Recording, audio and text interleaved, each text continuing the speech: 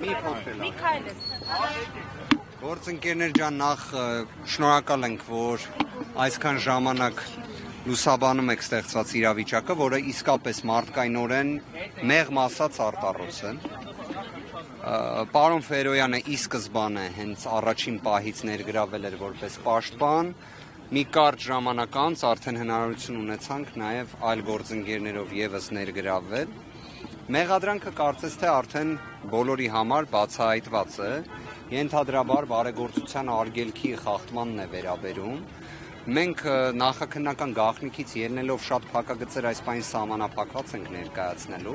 բայց մի բանը հստակ է, որ այն ինտենսիվությունը, որը փոխանցվեց այս գործին,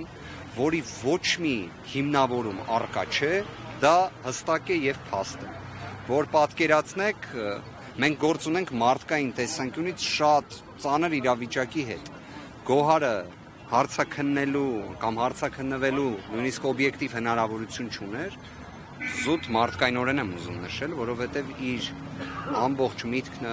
երեխայի հետ է կապված։ Մենք խոսում ենք փետրվարի 20-ին ծնված երեխայի մասին։ Մանկահասակ եզրույթն էլ նույնիսկ տեղին չի, շատ փոքր երեխայի մասին ենք խոսում, նորածնի մասին ենք խոսում։ Այս իրավիճակում իսկապես ես չգիտեմ, պարոն Ֆերոյանը իր փորձում ունեցել է արդյոք նման իրավիճակ, ես չեմ ունեցել, որ կարողանաս անձին նման իրավիճակում պաշտպանես, երբ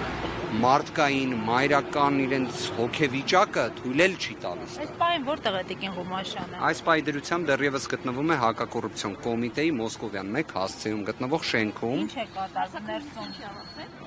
Արի շարունակեմ ես։ Ֆերոյանը թող շարունակի։ Հարգելի գործընկերներ, բացի այդ էմոցիոնալ մասից, հա, որ Գոհարը իր խնամքին ունի